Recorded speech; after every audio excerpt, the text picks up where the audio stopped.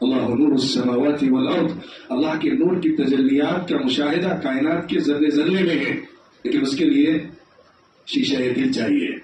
جس پر زنگ نہ لگا ہو، اس پر دھول نہ اٹی ہو، جس پر درد و غبار نہ اڑی ہو، ایسا صاف ستھرا ہو، اور اس کو جلانے والا اور اس کو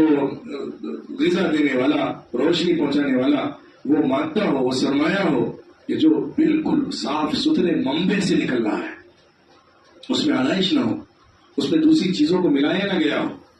ایسا صاف ستھرا کہ گویا کہ جیسا آپ دیکھتے ہیں کہ زیتون کے پیڑ سے تیل نچوڑا گیا ہو، اور وہ ایسا ہو کہ اس میں کسی بھی ذرہ برابر پانی کی یا دوسری چیز کی آمیزش نہ کی گئی ہو، صاف ستھرے دیے کے اندر، چراغ کے اندر اس کو ڈال کے جلایا جا رہا ہو، تو کیا آگ بھڑکے گی، کیا شعلہ اٹھے گا، کیا چمک ہوگی اس آگ کے اندر جو جلائی جائے گی، اس دیے کے اندر کیا روشنی ہوگی، کیا صفائی اور شفافیت ہوگی۔ وہی ہمیں اپنے آئینے دل کو بنانا ہے۔